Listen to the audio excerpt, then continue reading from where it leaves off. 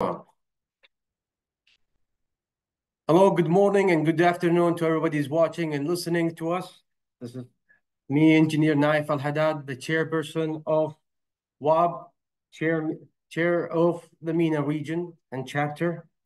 I'd like today to hold the first MENA region webinar, and it's very special today, coinciding with COP28 that's taking place in Dubai. I'm going to give a brief about WAPPP, the World Association of PPP Units and Professionals. We're a very young NGO organization that started in 2018, and it was started by, I would say, the passion and efforts and the love and dedication of PPP practitioners. And it grew to reach a network right now that we have more than 9,000 followers on LinkedIn. We have people all around the place, around the globe. We have a lot of chapters dedicated to multiple sectors as well as concepts and principles of public-private partnerships. And what brings us together today is our passion to promote and to prolong this, I would say, the science and this practice, and discuss many matters. And one of the matters today, when we talk about it, is we talk about like energy in the MENA region, as well as the GCC region as well. Today is on the focus, and we're gonna expand it, dedicated for this chapter. And today I'm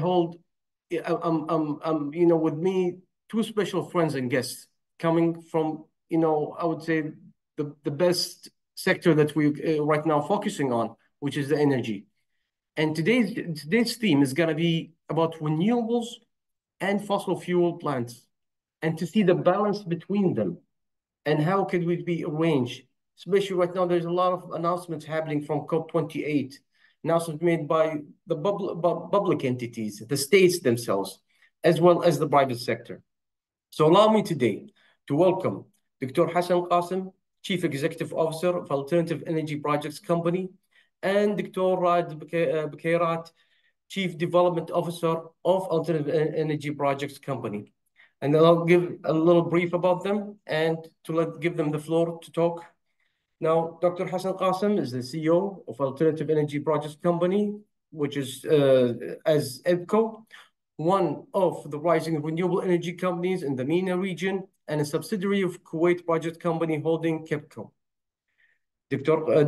Qasem has been, as old as me, involved in more than 20 years in the energy sector business. He has participated in many projects. The latest one was 800 megawatts of renewable energy with EBCO. He had played a major role in Al Shigaya Renewable Energy Park project as part of his assignment during Kuwait, working with Kuwait Institute for Scientific Research. He has also worked with DIWA as senior researcher and head of solar research team. Previously, he has experience working in Arizona, the States, and the UK, and focusing on renewable energy technologies. He holds bachelor's, master's, and PhD in electrical engineering. I'd like to welcome him as well. He's a great friend, and he's an expert in this field. And Dr. Raed, he exceeds us also in the experience and the knowledge. He's currently the Chief Development Officer for Alternative Energy Projects Company, which is, with Dr. Hassan. He's been much, I would say, playing a huge and pivotal role in developing First Solar, as Vice President for Sales and Business Development in the MENA region. He foreseen the happening and the business development of First Solar, and his contributions and experience also was part of the engagement with King Abdullah University of Science and Technology, KAUST, establishing the Economic Development Division, and as well as the implementation of the Industry Collaboration Program for KAUST. He has been very much involved in the public and private sector in Saudi Arabia. He has also previous working experience working with Siemens AG in Germany, in the United States. And Dr. Raed's commitment is about promoting and pushing forward the clean technology industry and decarbonization in the MENA region. I'd like to welcome both of my guests today and give the floor first to Dr. Hassan to give us a brief about the topic and to give the floor also, for Dr. Raed as well. Thank you very much, Mr. Chairman. And I think the first thing I'm going to start by sharing my screen just a minute, let me find this.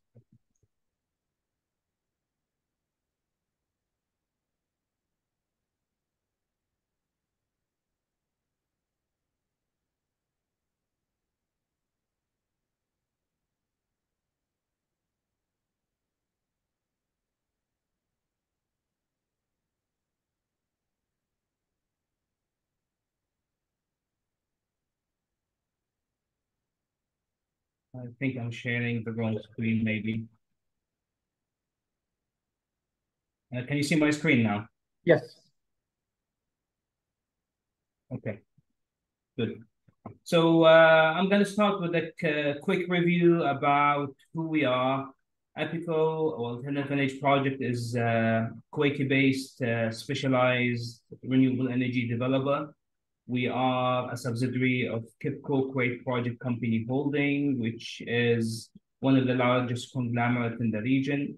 The company, the group varies from multiple sectors in finance, media, manufacturing, and recently energy as a new addition to the group. The group is more than 60 companies and more than 16,000 people around 24 countries. We are a firm believer of the sustainability and the reliable energy are part of the human progress, which advance economic growth and public health, safety, and above all, quality of life. A quick overview again about us. We've been into the markets for like 7 years as of now. We completed more than 54 projects and more than 800 megawatts. We are closing actually to 900 by now. We have been working with multitude of big developers, technology providers in the market as we speak. Our business model is simple. We help clients decarbonize their energy, basically. So that's main target, and this is we do it by providing clean energy that provide financial viability and support our client ESG mandates and provide energy security as well. And we covers multiple areas. So we are mostly a MENA region provider, which are not limited only to one zone. So let me go really quickly over the topic of renewable versus conventional. Before we go that, it's very important to understand the global carbon cycle, because this is where really it gonna falls to. Why we say go renewable, while on the other hand, there's also conventionals. And what is the synergy and mismatch between them?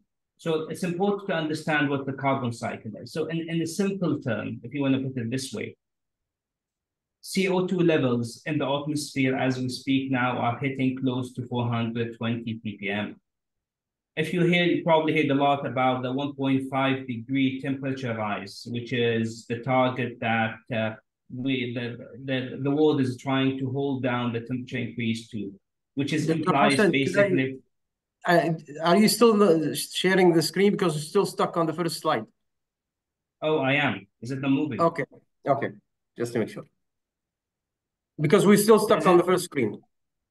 Let me try moving it again. For some reason.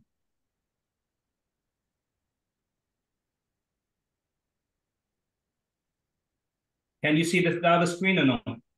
We're still on the first slide. Okay, let me try to unshare and share again.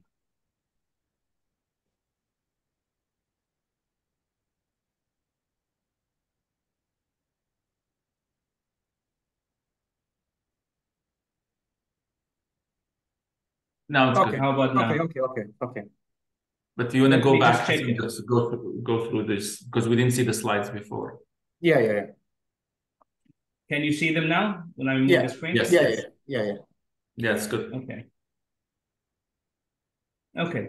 So this is more again of introduction of who we are. Just going to go over them again, and our partners, project completions, and then again, our business model where we decarbonize basically through clean energy, financial viability, ESG provision, and energy security. And this is where we actually active at in the region around the world. So let's go now to the global carbon cycle and the CO2 level. It's a very important point to understand that CO2 level is one of the main triggers that been set as a target in the decarbonization and the war target. And it's what's being discussed now, even as we speak in the COP28. The current target are closer to 420 ppm. The world is trying to stop the increase of temperature and make it stay. Now, if it goes up, it will not come down. This is a thing that everyone needs to understand.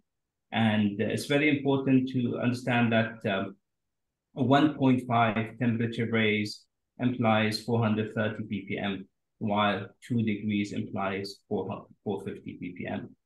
The margin, forget the errors and the margin is there, but this is highly contributed to fossil fuel account for more than the CO2, for most of the CO2 emission.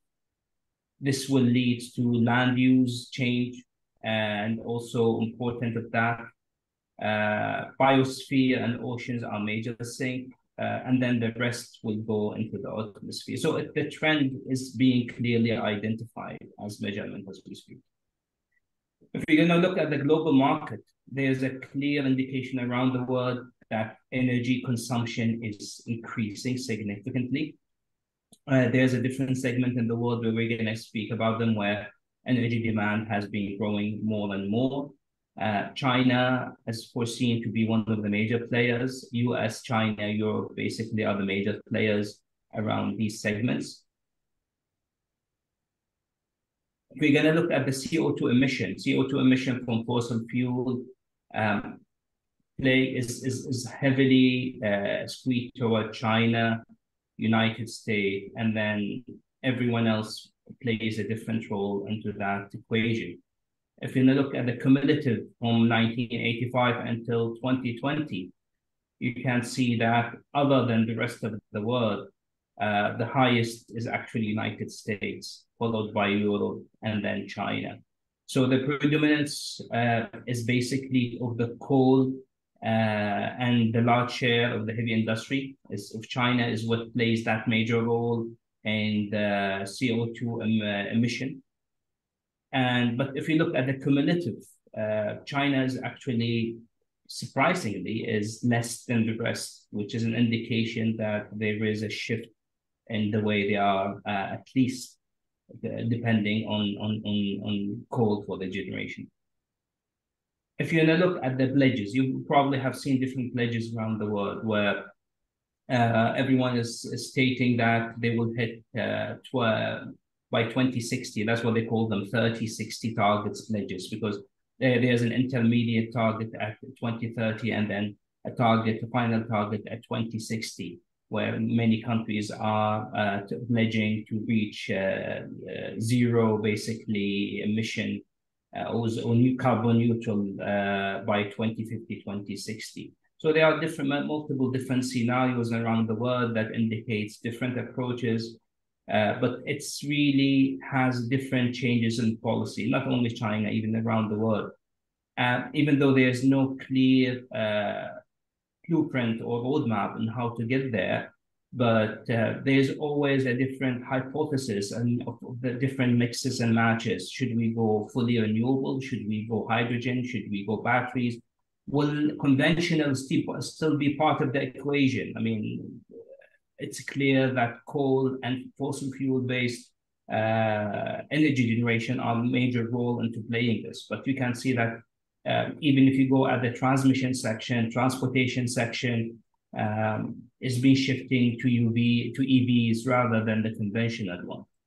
So what's been clear so far on the market and under even different scenarios, that gas is one of the major player to play under a huge under pressure, that it will play a role in the carbon-based fuel in the incoming countries.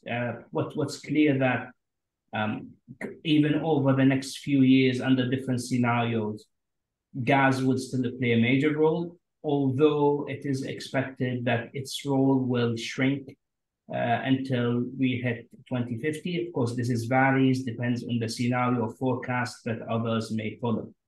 An important thing to understand that this gas only can work if it's coupled with the carbon capture units or CCUs as a key technology that can extend the role of gas and provide investment security. So if you're going to look at CCUs, is recognized as a critical technology to achieve net zero. Many different scenarios has indicated that 70% of the gas consumption will be utilized with CCUs. 10% of the total primary energy supply will be using CCUs technology by 2050s, and that's one of the main ways to reach net zero. Now, having said that, this has put a lot of the IOCs under pressure to move to that segments, even though the commitments they made as of yet is not reaching up to the total expanded consumption that they have to reach up to. So coal, oil, and gas will continue to generate massive cash flow for these companies. But the question is, what will be the investment? Is the investment in the coal business as rewarding as it used to be? And it seems that it's quite questionable as time goes on. So let's look finally at a very quick overview. If we're going to compare the expectation and cost, so if we look at the cost of coal, gas against renewables, it is well known nowadays that wind and solar are considered one of the cheapest source of energy available so far, and all the prices in the market has indicated that. So if you want to look at just pure financial viability, it will give you an indication that yes, you can convert to that. But the question is, can you really provide a full conversion to renewable? I think I'll leave this for the next speaker to indicate. Now, finally, one of the main indication or talked about sources is hydrogen or green hydrogen as a main electron carrier in the next future. How hydrogen will overtake the existing gas or be coupled, used along with the existing LNGs as a source of one of the main streams for providing demand of energy for the world. So, as you know, cost is very expensive now for green hydrogen, but if you compare it to LNGs as time goes by, but there is a huge indication that with a huge ramp up, hydrogen by 2050 has to reach a lower cost in comparison for million per PTUs, and the expectation that it will hit the range of lower than the $6 at that time at 2050, which is going to be lower than the expected mixes of gas plus CCU. So it has to be both until it overtakes the whole thing. This is one of the speculation on how net zero is expected. Will you be fully independent of fossil fuel? The expectation says yes, some of them, but not all. Gas will still play a major role in the whole transition.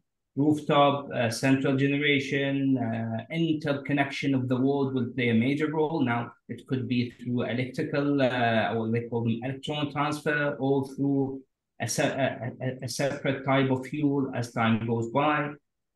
Smart grid integration, mobility, e-mobility will play a major role. So just in summary, we believe renewable are already cost-effective and cheaper.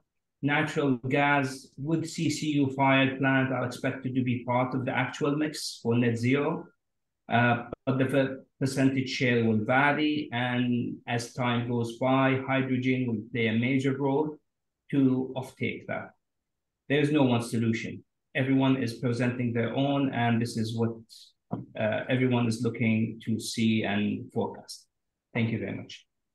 Dr. Hassan, the thing about it, you said like a very good question. You know, I want to borrow that. When you said like, how will the conventional will still be part of the formula? You know, that's a question that plays itself. I'm looking at this, and you know, we're like being, you know, all three of us being, and also the people who are like listening to this, coming from the energy sector, doing these projects, renewable energy projects. I'm just laying some kind of questions before Raed goes in his bar.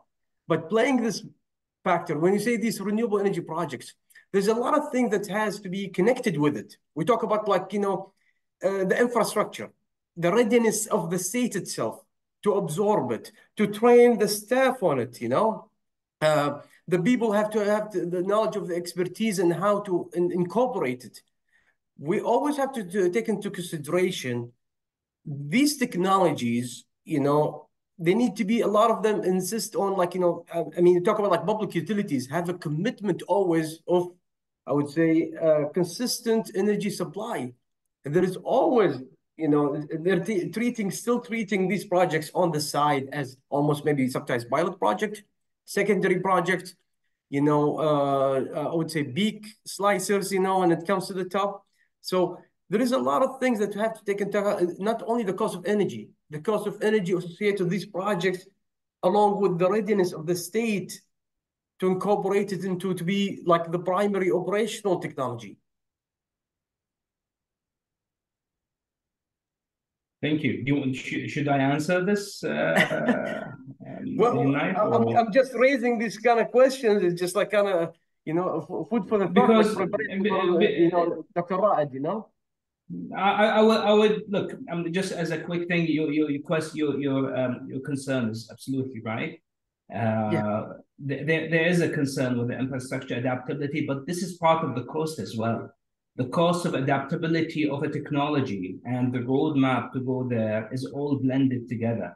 So at the end, there will be a cost to reach net zero, and it will not be a cheap cost, which indicate a technology improvement, infrastructure development, a preparation of the countries to move there, and as well as to keep the fact that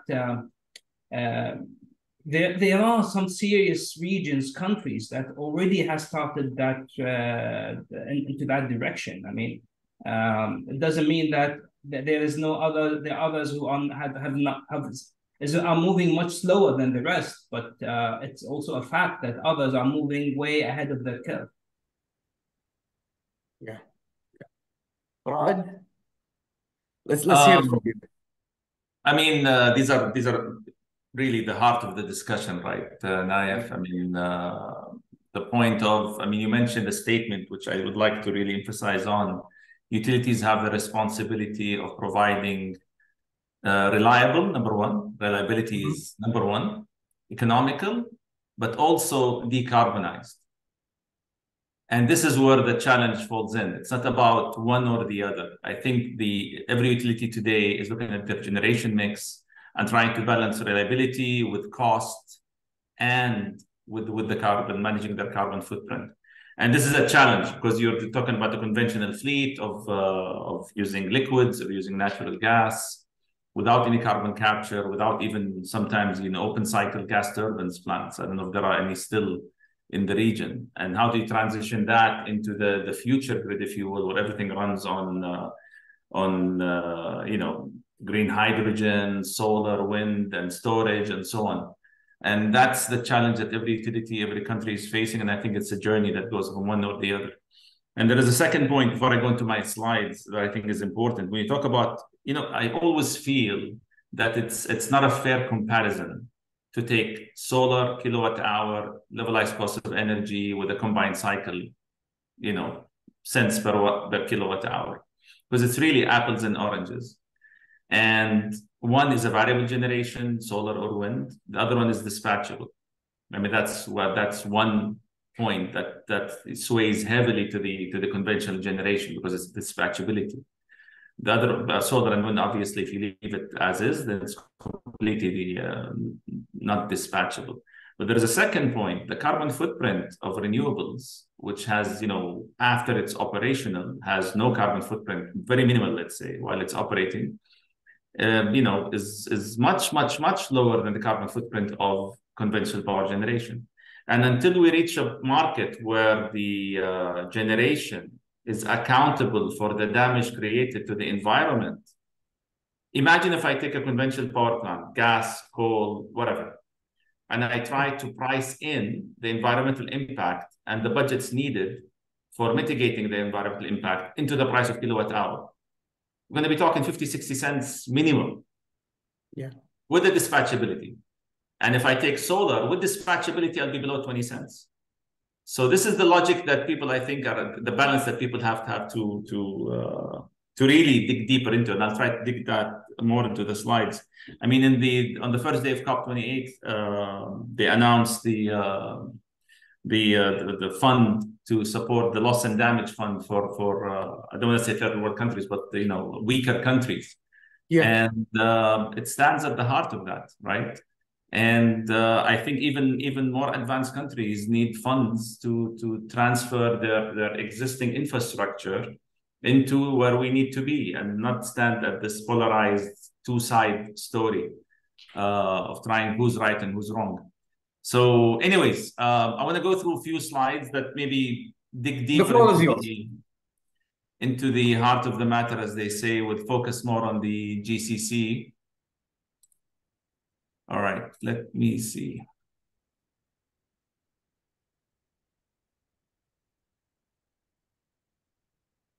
You can see my slides?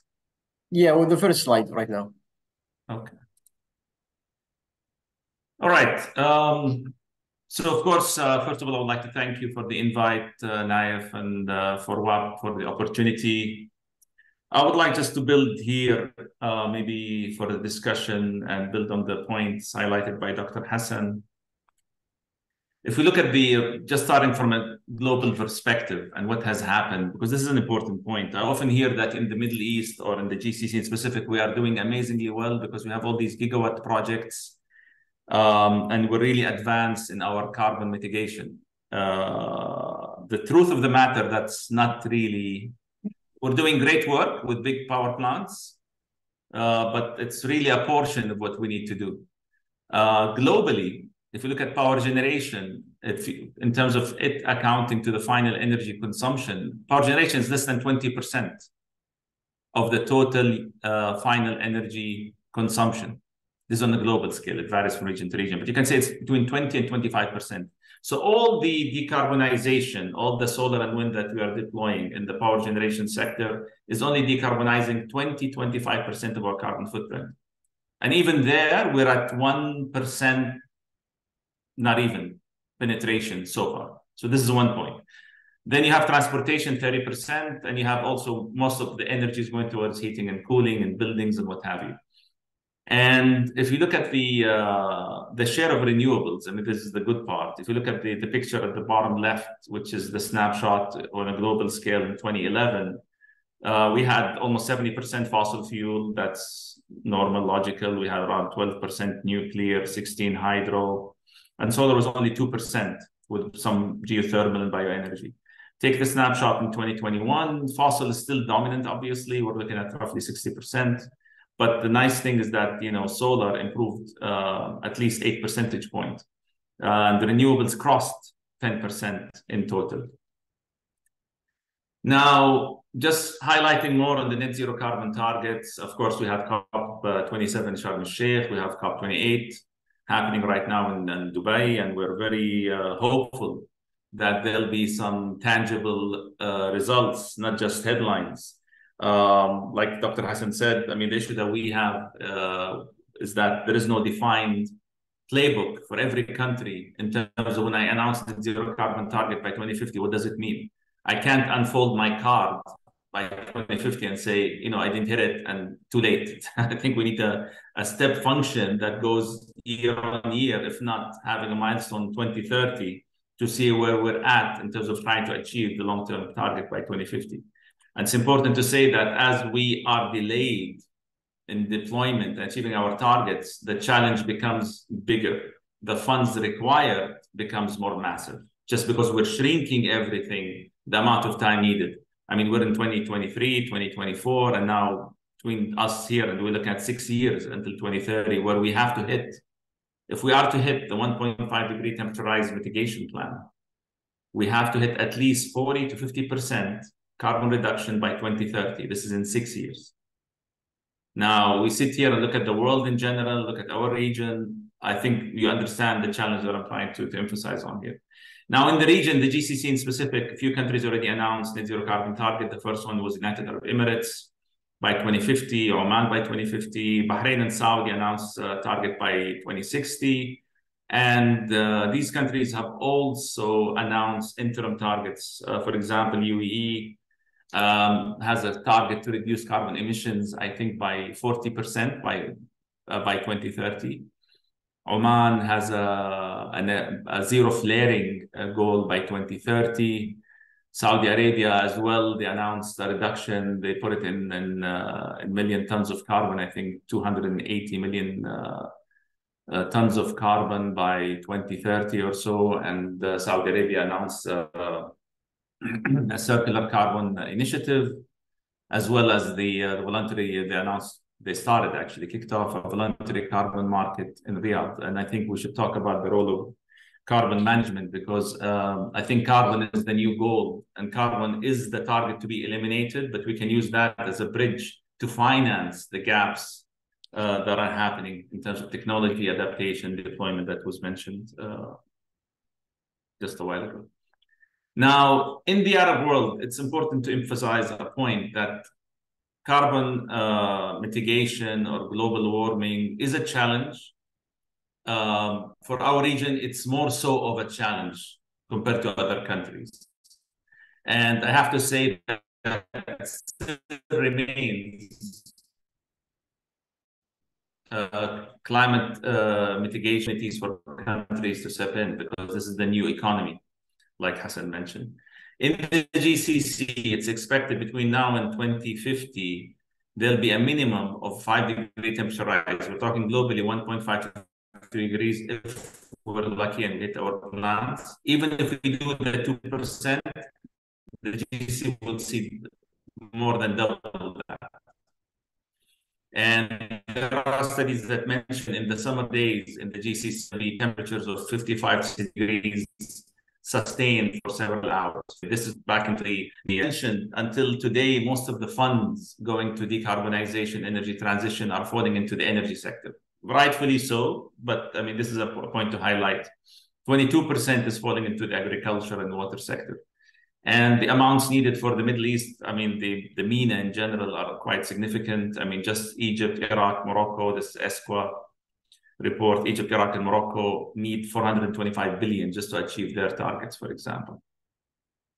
And globally, I mean, COP28, there are discussions. We're looking at $120 trillion needed to do the energy transition by 2050. And these 120 trillions are pure economic opportunity for countries that take steps, leading steps into leading that transition. So in the GCC, talk about energy mix. We're talking about conventional versus renewables, and what is the current status. So currently, there is a big drive, or most of the generation, I'm talking about the power sector in the GCC, is driven by natural gas.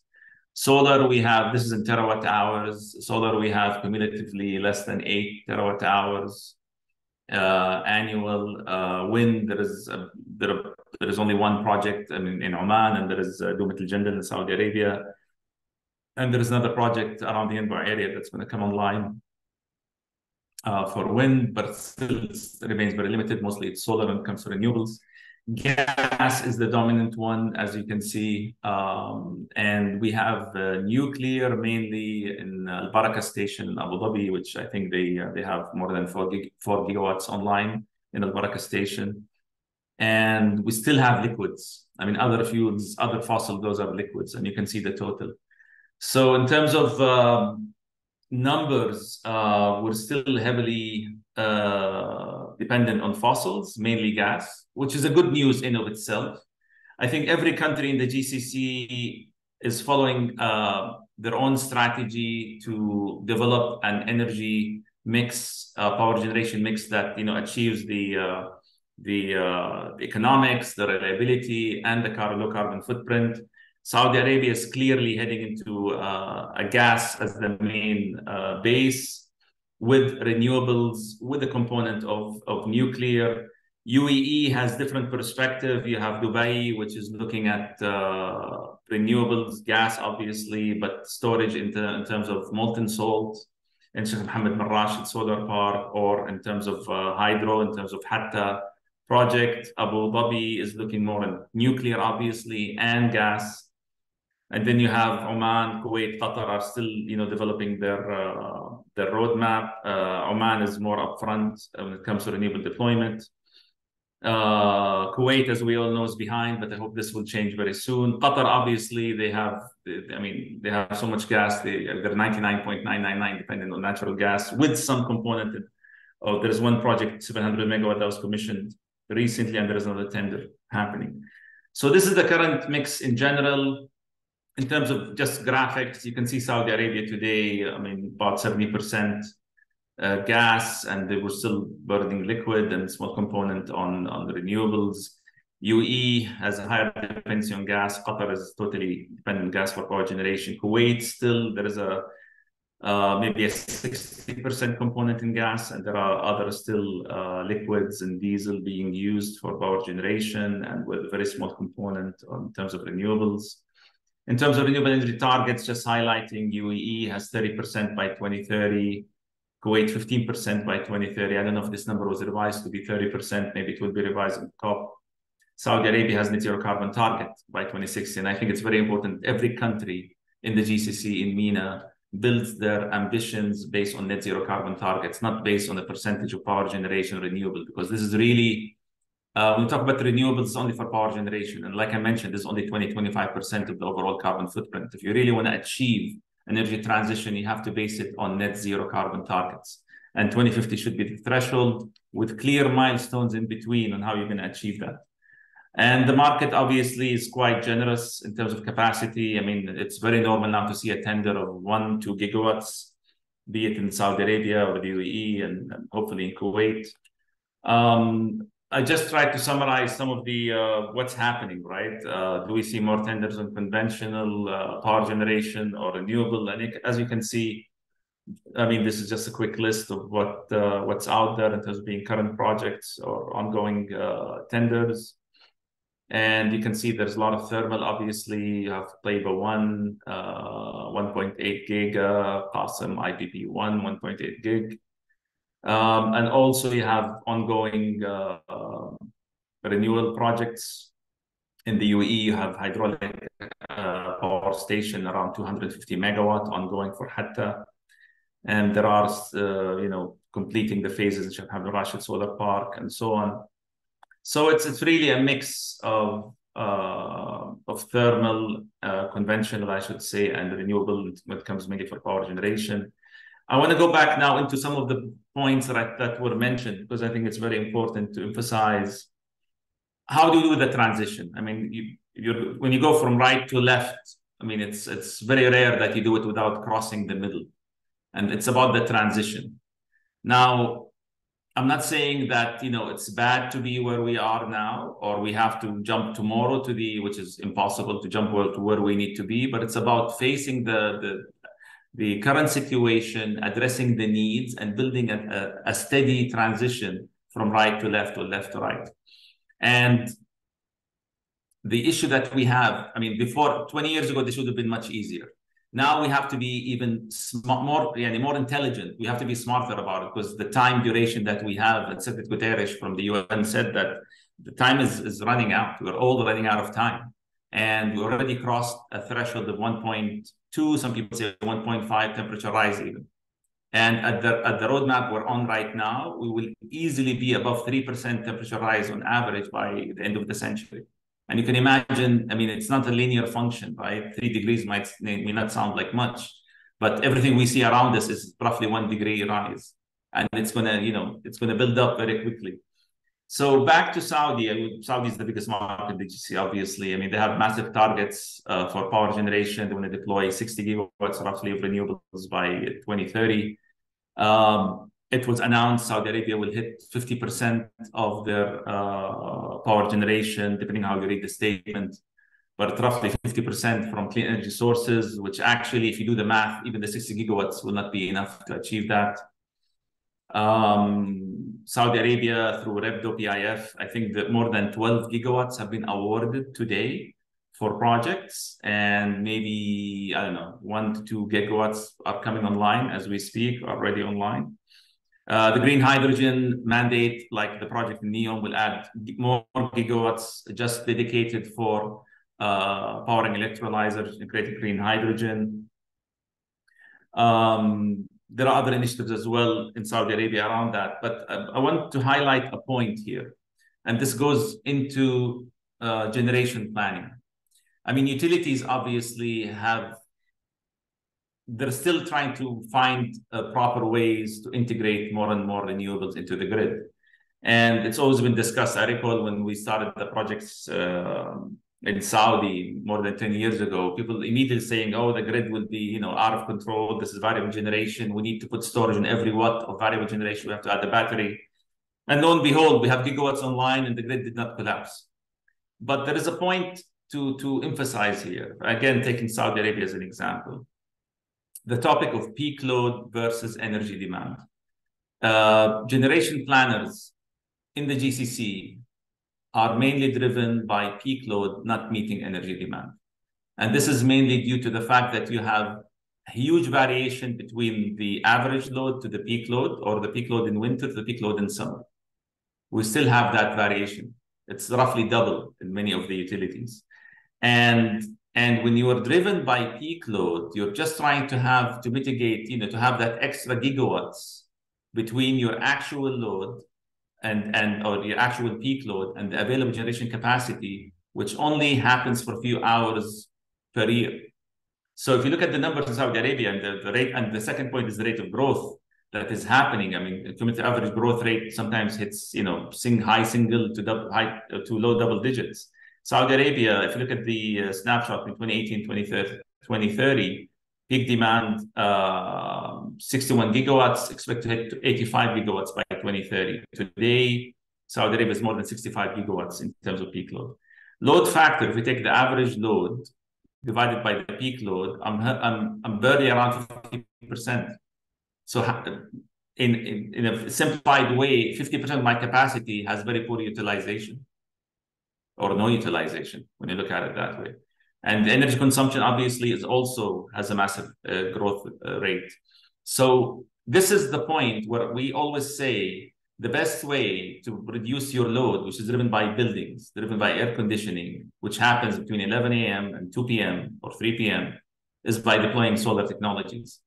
Because that effectively mitigates or manages the peak load, and it delays or prolongs the need to add another peaker plant. And we were adding really peaker plants to in the range of 1 to 2 gigawatts, only to meet that few hours of that load. When I shave that with solar deployment, for example, I'm prolonging the life or the duration when I need that plant. I'm increasing utilization of existing assets. So these are just a few points. I don't know if I took more time. I think this is my last slide. I'll give it back to you, Nayef. Wow, I'm looking at the numbers and the plans. I mean, even today, just we made an announcement even in Kuwait about like qualification for 2 independent conventional water desalination power generation plants. And we're looking at the plans right now. And my first question comes is like, and when you talk to, Raed, about like I would say the alignment priorities, right? We talk about like cost, we talk about like, delivery of meeting demand, as well as decarbonization. Now, my question is both for you guys. Can renewable plants as projects, can they slow down the need for conventional to reach a net zero of like, decarbonization? Now, if you have to understand, you have 2 guys that are pro-renewables, so our opinion is biased. So. No, but like if you look at it this way, I mean, like there is a COP28 that's happening, and there's commitment, and then like there is a growing need. I mean, like the thing is about it is that there is sometimes a conflict of arranging priorities. About like, we talk about like urbanization development and the need for supply, and the same time, like I mentioned before, like which is we talk about like maybe the semi-hidden cost of how to absorb this technology, integrate it within our core as a state infrastructure, Sure, sure. I mean, let's discuss this point. I think this point is important. There is a point that also we have to understand. There is a coupling in the GCC between power demand, energy demand, and water demand. Yes. And it happens a lot when you have cogen combined cycle, that in the summer in the GCC, when all the expats are not there, you have still high power demand, but you have low water demand. And how do you manage that? So what we see now, there is decoupling between the water demand and the power demand, and new desalination plants are mainly driven by reverse osmosis as being driven by thermal.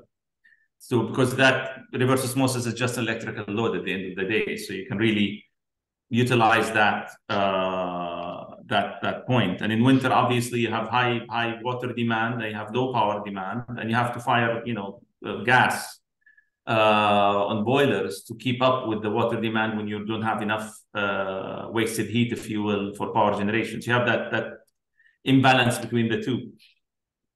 So when it comes to renewables, prolonging the life and improving utilization of assets, that's a true statement, but it comes with caveats.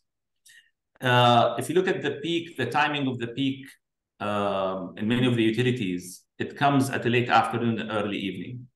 That's true. If you do a plain vanilla solar, for example, wind is variable, but wind comes day and night, and wind generally is a lot more severe in terms of integration to the grid compared to solar, because you can have peak wind at 2 a.m. in the morning. You don't need it.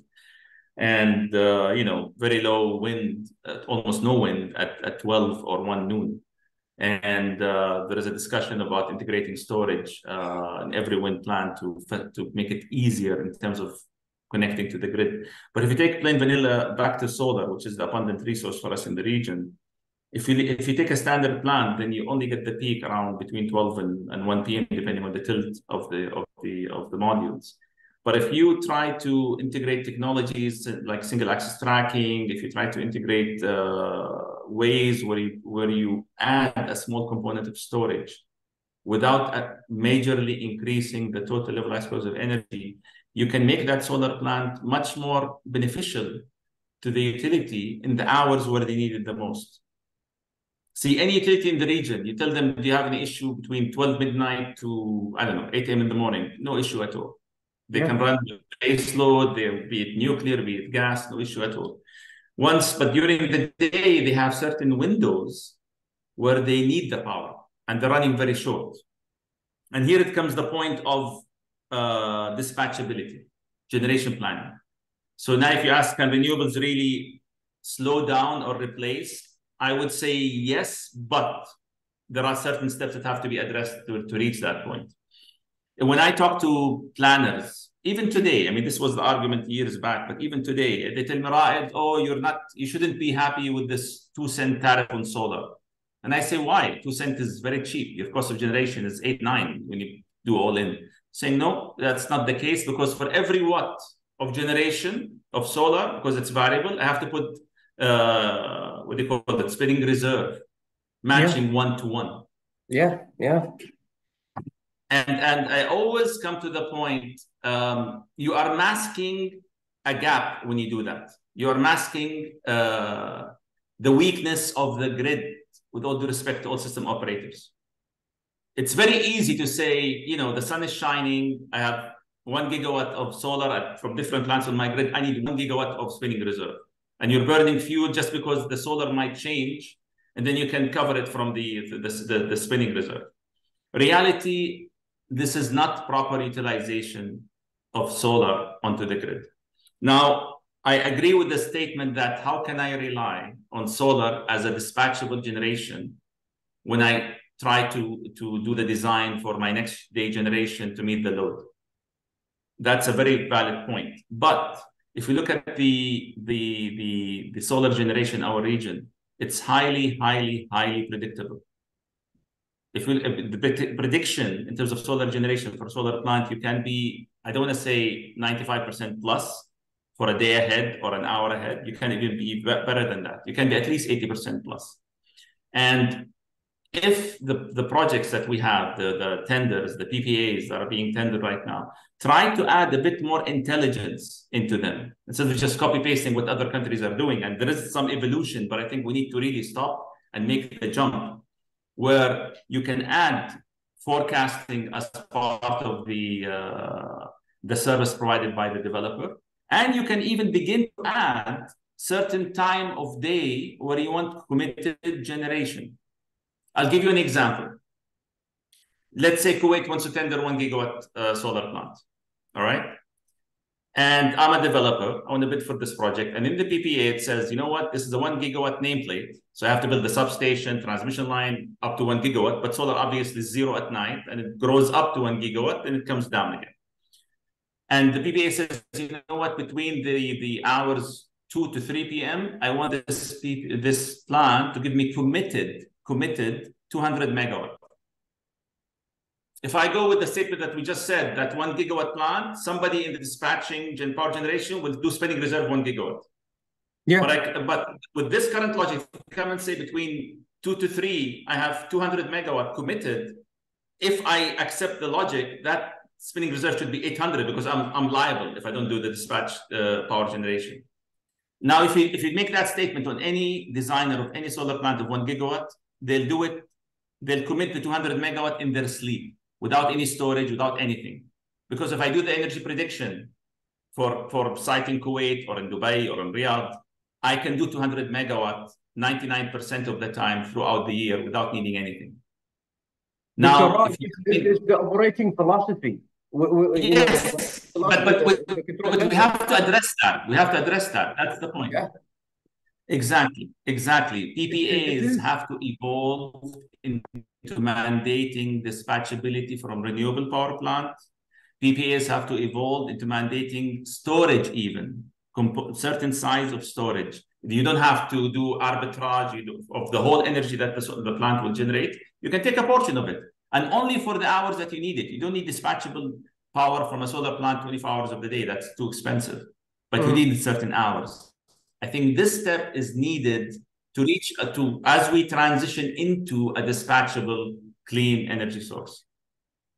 Dr. Hassan, what do you think right now? You're heading alternative energy projects company, and you're dealing with utilities right now in the MENA region. And how do you get the sense from these public utilities on how, I would say, to utilize these renewable energy projects? Is it the primary or is it the secondary? And how they're integrating it within like the operating philosophy? I've worked like for 10 years in the control center, and I know the focus. I know the thing is about like this. The utilities always thinking about like the sustainability and delivery of supply to meet the demand. But then, like, we talk about like a new philosophy to be integrated within the operating regime of the electrical grid. Okay, so let me take a step back and tell you where the mismatch is. Utility is utility. The end delivery unit or product is energy. So either it came from renewable or it came from non-renewable. The end delivery is what they're looking at is deliver the dispatchability of energy to their end client. As Raed clearly said, what's important is initially was dispatchability and reliability. Then came the last factor, which was due to the current environment segment, and it became an issue, is decarbonization. And that's how the third wheeler came in. Initially, the main thing is, and one of the main issues initially was that renewable was always linked to decarbonization. And it's always been known that renewables has issue with dispatchability, and that's where was the case. The market itself always, where you can see a clear, fragmented opinion, was not really on the utility segment. It was on the oil and gas provider. they always saw renewable as a risk to the market, and I've encountered this many times. As in their opinion, always we are a threat to that market. Renewables will slowly overtake the conventional oil and gas market. So if you're going to take that from a perspective, there is an element of truth to it, even although it may not happen now, and it will be only limited to the energy fuel part of that segment, and that has already been happening in the mobility segment. Mobility is the world is shifting heavily toward EVs, even though that means higher, more, bigger energy demand infrastructure that need to be developed, but that's how it is. Now, if I'm going to look at utility now, forget the fuel provider, the oil company and the fuel provider, which have always been addressing the market as a risk, but there's nothing to do about it. Now, IOCs are more affected than NOCs in a sense, because IOCs deal with the downstreams more than upstreams as much as the NOCs. Not always, but most of the time. And on the utility segments, as Raed has explained clearly, the energy, the product delivered is energy. Now, renewables have been, and just to emphasize on the point that the renewable segment or technology or philosophy of dispatch is not something new. It's been in the market for the last easily 14 to 13 years and has been developed, matured. It's new to this region, if you want to put it this way. It's very new to this region, as it's we are a late comer in adapting this. I will not call it a philosophy anymore. It's a technique, it's a method, it's dispatchability of that. You can see some countries where they deal smartly in a very smart way with demand and dispatch of energy based on many different approaches. You have the spot market, you have merchant market, and there are many other ways. A peak demand shift. You have, as Raed was suggesting, one of the typical methods I've seen multiple times is having different segments where load need to be priced, which affects the time where client consume loads, and it's the same time applied as a philosophy from the consumer, the generation part of the segment. So what renewables needs, and from what we are seeing, just to summarize this, renewable eventually, as where the world is going, renewable shares will increase.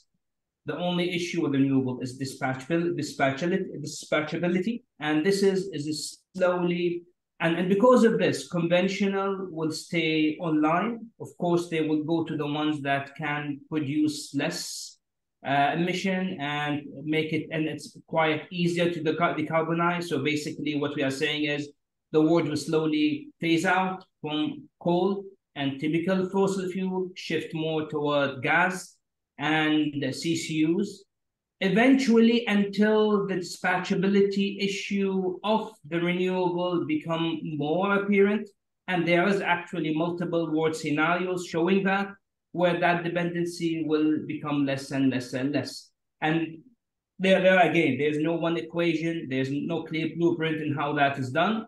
Some of them are stating a huge mix where nuclear may have to come back online, a huge dependency on gas and CCUs, and hydrogen, where others are putting a lot of emphasis on storage plus green hydrogen until the market goes on. But the end target is to be less dependent on conventional and reduce carbon emission.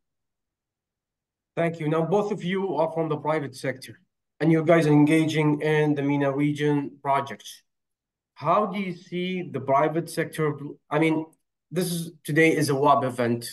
It's a World Association of Public-Private Partnership Units and BB professionals. We'd like to see how the private sector can play a role in the decarbonization and reaching the targets of these countries in the MENA region. And how do you see that your contribution towards it?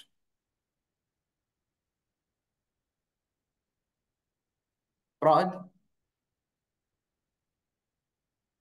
Sure, I can start. Look, I believe, I'm a strong believer that every company should announce a net zero carbon target. I don't care if you have a restaurant with 20 employees or you have a company with 2,000 employees.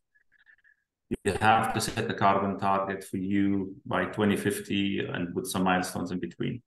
The private sector is going to be pivotal, obviously, in helping governments achieve their goals, because as we know, you need the equity from the private sector. You need it's a partnership, right? You need to de-risk the project from the government side, but you need the actual implementation and financing and execution and management from the private sector. The thing that we have right now, there are regulations and stipulations happening across the region where companies, if you're stock listed, for example, you have to have ESG reporting, and you have to have which automatically puts the load on the CEO and the board to develop a net zero carbon plan for that company. I think this step will really engage both private sector and public sector and help everybody reach the common goal of achieving a net zero carbon target. This is how I see it from my perspective. To give you like maybe a realistic situation that's happening currently right now, we're tendering 2 conventional power plants and we're having issues because, like, you know, the private sector doesn't want to get involved with these fossil fuel projects. They have a commitment to meet. Some of the tenders I heard, even like in the region, are asking for like an early exit option in the BBAs. The financing is another issue. So there are still challenges, which is like coming more like, I would say, a passive way to enforce the utility to go forward into integration for renewables and think clearly about renewables. So the private sector is pressuring the government. This is good. No, I'm telling it. This is the case because see, look at this way. You know, when we talked about like, remember when you said like it's an arrangement of priorities. See, the priorities come, you know, clearly sometimes it comes. And today I'm talking about like as you know, as chair of the MENA chapter. I'm not talking like representing any public utility. You know, we talk about like the arrangement of, I would say, the cost and the priority, the obligation to deliver, you know, demand. It comes at first and you know, at most. But this is a good point, Nayef, if you allow me, just on this point, because you have to take perspective from both parts. So you have a tender, let's say 1 gigawatt combined cycle power plant, natural gas, and you have mostly international bidders, obviously, saying, you know what, I need an early exit, have net zero carbon target. I mean, these plants live 20, 30, 40 years, but I cannot, beyond 2030, I can't do this, but I can do it till then. Obviously, they cannot bid without seeing that clarity. And for you, as an entity, you know, managing the tender, it's hard, you know, to manage that expectation. So if you come and say this combined cycle, like Dr. Hassan said, you can put carbon capture, for example, on a combined cycle gas power plant. It's a significant cost adder. It's a CapEx and it's an OpEx. Now, depending on the fuel, who's providing the fuel, take or pay or whatever, if the cost of generation was roughly between 4 and 5 cents, just on a standard combined cycle gas, when you add the carbon capture, it will double. Yeah. Now, as a government, you come to the electricity ministry and say, yes, I'm giving you, you need 1 gigawatt, fine. I'm giving you dispatchable 1 gigawatt and it's clean, but it's 10 cents. That will increase the cost of generation that the government is hoping to drop down. So how do you address this gap? Now, the private sector will give you whatever you want to, a single cycle, combined cycle, you know, carbon capture, but obviously we're all heading in the clean direction. How do you cover that delta? This is the point where we need to discuss carbon tax and the carbon value. If there are funds, I know the word tax, people don't like to hear the word tax, but tax can be positive depending on how you deploy it and how you utilize it. If there is a fund set by the government to say, you know what, tender this 1 gigawatt project and put carbon capture and the delta in the CapEx, at least, forget the OpEx, I'll manage it from this fund, which, by the way, you'll pay it back, but at a very, very low rate and maybe at a higher, longer tenor over the life of the asset. That could be a way to do it. It's just a matter of trying to be a bit more proactive, more innovative in terms of policy and connect the dots. If you sit alone as a tender and you're talking to Korean, Japanese, whoever said, I want to do carbon capture, your cost just doubled. Nobody will like the result of the tender. That's so how do true. you address it? The only way to address it through carbon tax. That's how I see it, or something equivalent. Can I just have an input on this as well? This is actually we've seen this happening, and I hear actually this complaint not only from the conventional utilities. I've heard it also from the oil segments a lot.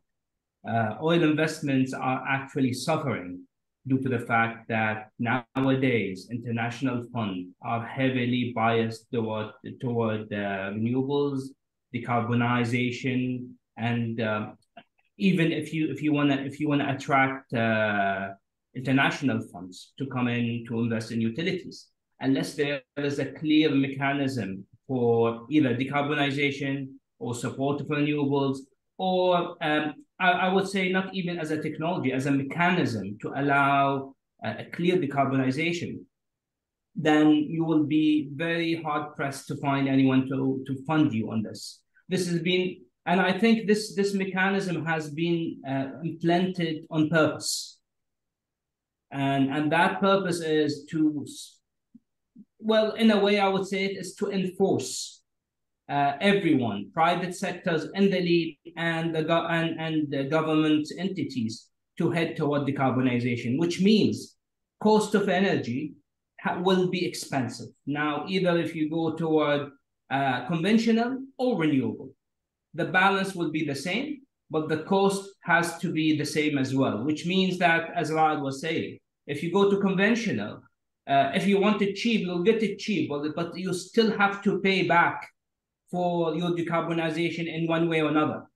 Yeah. Either if you're going to invest directly in the technology yourself and implement it yourself, or you seek other, I would say, approaches, methods like carbon trading, sub-carbon management. If you go to the carbon trading clauses, there are other clauses related to renewable certificates, for example, trading or sub-trading between countries, between others who do renewables and trade it there. The end result, you will end up with also more expensive source of energy than what you used to pay.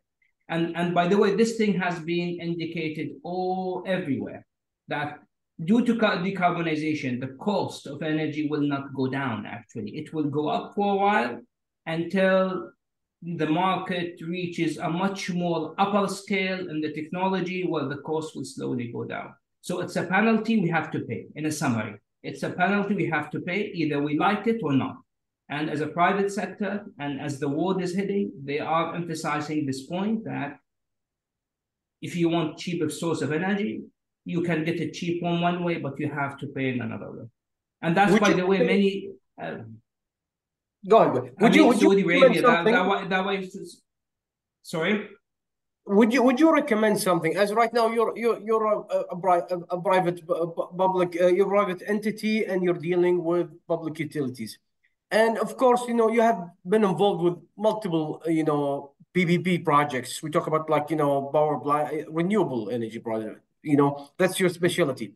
Would you recommend for somebody who's using right now an ongoing operating renewable energy project to take it as, I would say, go back to the drawing board, to their philosophy in operating their grid and system, and tell them, well, why don't you push this renewable PV or wind or CSP to be the primary source for your demand, the meeting requirements, and keep this operating reserve or this conventional in the background. But that's how the concept is, Nayef. That's always how the concept. That's the dispatchability control. Yeah, but that's where dispatchability control is. You will always dispatch the cheapest source first, not the most expensive one first. And that's, again, goes back to the approach, the method, and the strategy of the dispatch on the control center. Now, having said that, you need to have also the infrastructure that support that dispatchability. And that's why when I said, and if you go to different regions, merchant market, for example, is being adopted because it allows a much more easier approach for controlling dispatchability from both sides, from demand or supply. And but nevertheless, even though saying that, you can still control that based on many different methods. But that has to come from the strategy of dispatch, control, and management that the utility are usually govern or managing. But is it doable? Yes, it's doable. Is it the right way of doing it? Of course. I want to consume as much as possible the cheapest sources, and unless I have to maintain my minimum generation from the most expensive one. And that again goes back to the type of energy I'm dispatching. Do I need to keep a minimum load curve? Do I need to have more of a spinning? And you know how it is. But that's been done in many different places. I have a question that's in the chat before, like I just like we close with the final, like the final recommendations. I have a question for Mr. Karthik Longathan saying, considering we will achieve the net zero carbon roadmap with mix of renewable energy, that's in the webinar chat, will e-waste be the next mega trend like net zero carbon? What do you guys think? E-waste as in electronic waste or just general solid? Karthik, would you just please type in and clarify? We talk about like e-waste as like electronic waste.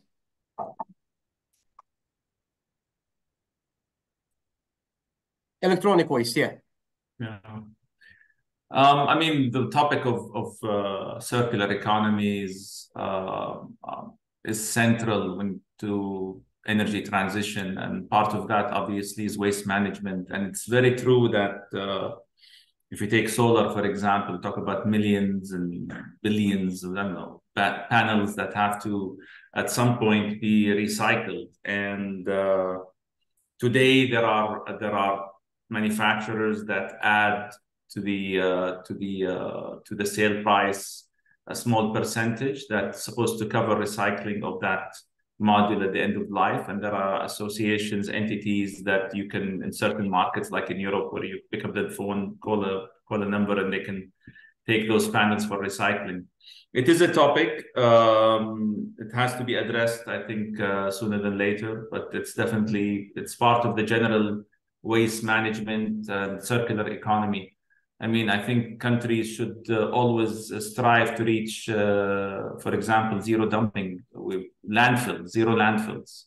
If you're advanced into your reuse and reutilization of your waste, then you should need no landfills at some point in time. But I think this is part of the bigger ecosystem of the energy transition, and it's needed to hit the net zero carbon. I believe it has a lot of potential. We talk about like municipal waste, aside from electronic waste, the municipal waste has a lot of potential, and you're killing a lot of birds with one stone. True. Yeah. I have just final question before like anybody has else, like, now you've seen, the targets that has been, I believe there's also like reiteration of targets being made for COP28 right now for the GCC countries and the MENA countries region.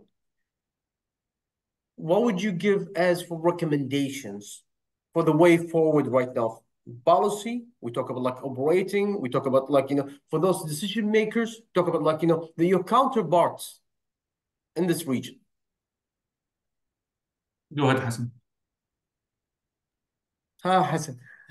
Well, look, the targets. What you meant as local advice, suggestion, or worldwide as part of the COP and expectation.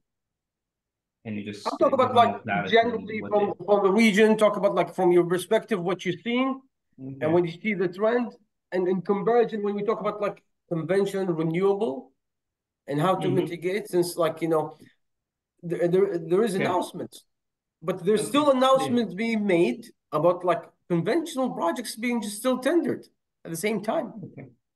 Look, I think the world are much more. They have much more clear view on what is needed, and climate changes are something true. They are. I mean, they are not they're factual, and they are not some fabricated fantasies or some claim that they are. And us seeing the change in the world, we have to be clearly understand that the shift to a cleaner source of energy or decarbonization is a must. Educating ourselves, understanding clearly that this shift is needed is quite important, because having known that all of the decisions that we end up making or influencing others to make that decision comes from our own internal beliefs. And other than that, it's just goals, action, follow-up, metrics, and then again, follow-up, checking the goals, and there we go. That's how it is. This is how, as simple as we look at it from a top level, where every time you set up yourself a new goal and you try to achieve it, next year you go ahead, you check your metrics. Where did you stand? Did you went further ahead? Did we achieve it, or you have to move further ahead? And there you go. And this is literally what's happening in COPE. That's what's COPE about. COPE basically evaluates last year targets based on the initial agreement, and then it follows up and re-emphasizes where we are, what we need to do, how far we went ahead, or are we lagging? And based on this, sets a new targets and new goals. So everyone, I think, have to look at this a bit more seriously to understand clearly that with this regard, that we need to dispatch conventional, or we need to dispatch renewable, or we need to support new technology to come online, or we can have to shift or trade carbon as a way of solution to do this. The end result falls within the same pool of requirement that our Earth is in danger. And we have to move seriously toward, really saving that. Otherwise, we will be just, chasing after what is needed and what's conventional and non-conventional, renewables or not, and we're gonna totally miss up the bigger picture of the whole thing. That's my intake on everyone. Raed, any final comments before we closing down? I mean, just to add to that, like Hassan said, be it conventional or renewable, you really have to look at the carbon footprint. And by the way, even on the renewable side, you can emphasize the carbon footprint. You can demand things like energy payback, carbon payback in terms of avoidance of the technology that will be selected as a renewable. So there's carbon everywhere. We have to manage it. This is one point. My second point, and this is addressed to policymakers in our governments and so on. When I talk to people, decision makers, they tell me, well, I have to have a plan to announce a net zero carbon target. And I always say, maybe it's an Arabic thing. I have to know how will I do it, otherwise I won't announce it. And then my message to them, no one knows how to hit a net zero carbon by 2050, by the way. Take Japan, Germany, they know the 80%, and the last 20% will figure it out when we get there. But unless you start, you cannot move. And my message to our people, our decision makers, announce net zero carbon targets. And let's start the path and the journey on that direction. It doesn't have to be expensive, and it doesn't have to be a burden on the economy if done right. And there are ways to do it right. And there are even examples worldwide of things that support in that direction. My message to CEOs and board members, announcing zero carbon plan doesn't mean that your bottom line is going to be messed up. You can do it as such that you support the bottom line of your company, but the journey has to start and it has to be planned correctly. I think what you guys said is very crucial, because to play ball, there has to be two parties, right? There's two sides of the story. Not only two sides of the story, two sides to make this kind of, I would say, success: the public and the private, and they both have to be incorporate and work on together. And we see that there is, like, I would say, a common objective, a common commitment and responsibility, and comes with, the public sector has to be very transparent about, like, what's the upcoming for portfolio that has to be tendered as like a project pipeline. It has to be transparent on time and displaying. I mean, like targets could be announced, but then what's in that kind of pipeline to ensure that we would be hitting that target. That's like the aspect of the crucial part.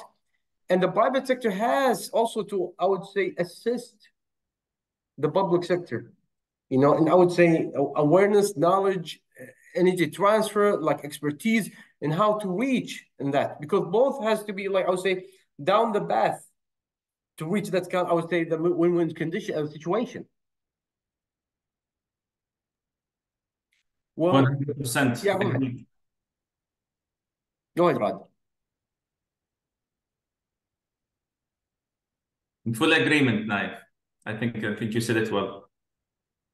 Well, gentlemen, I believe that we have come like to a close right now. We don't have any more questions from the, you know, I believe there's one. Nasser, could you? I think my colleague from Mob would like to intervene for a couple of minutes. Nasser, go ahead. He raised his hand. Okay. Can you hear me? Yes. I think yeah, you can. Yes. Hi. Yes.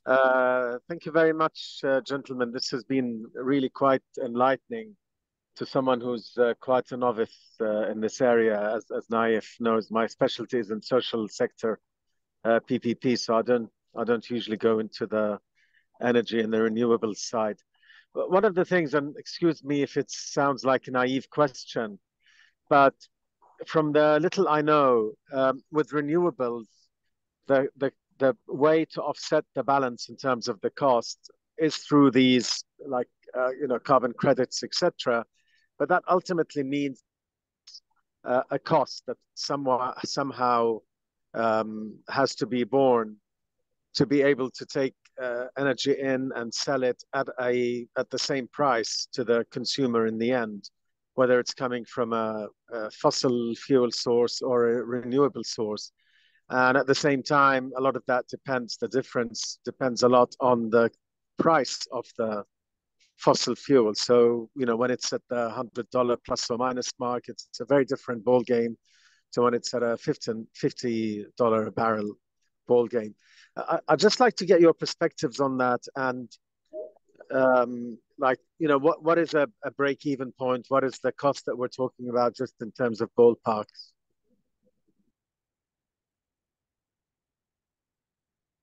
Can you say that again, Nasser? I didn't get your question. My question was, in terms of the balance of cost between the fossil fuel based energy, electricity, for example, and the renewable, taking into account where the price of an oil barrel might be at any point in time. What is the balance that we're talking here? Is it maybe I can, that we're talking about? if you like, I can take a stab at that.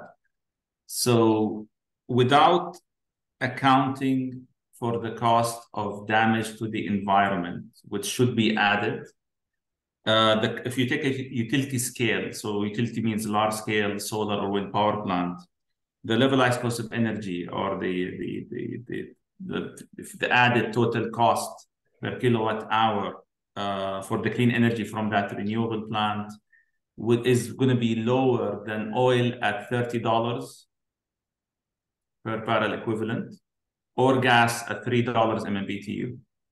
And if you look at the price of oil, I mean, renewables can be generation from liquids at any point in time.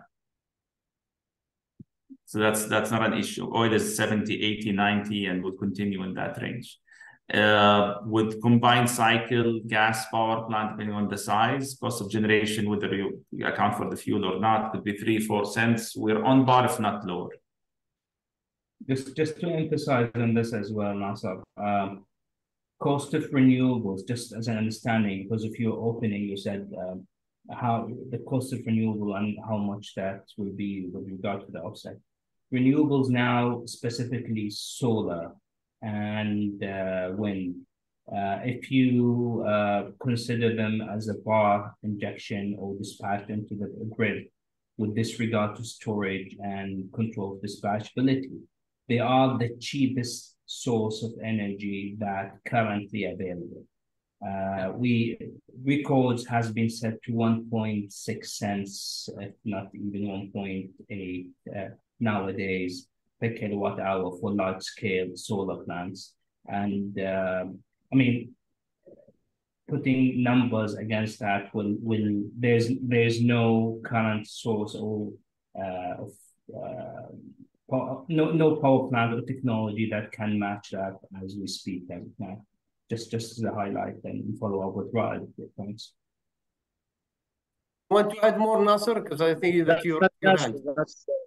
That's very good to hear. Thank you so much for that information. Thank you. Now, I don't see that any more questions we have, and I believe that we're coming to close to our time today. I'd like to conclude this webinar.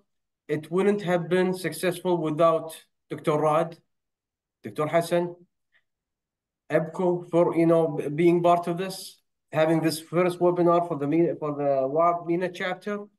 Gentlemen, I'd like to thank you very much. This was very wonderful to launch the MENA chapter activities for WAPPP. Thank you a lot. I'd like to thank also our attendees for today's event, and hope this could be I would say beneficial. There'll be a recording, then will be uploaded to our website, and also notification about it on LinkedIn. So, gentlemen, thank you very much, and wish you all the best. Thank you. Thank you. Bye.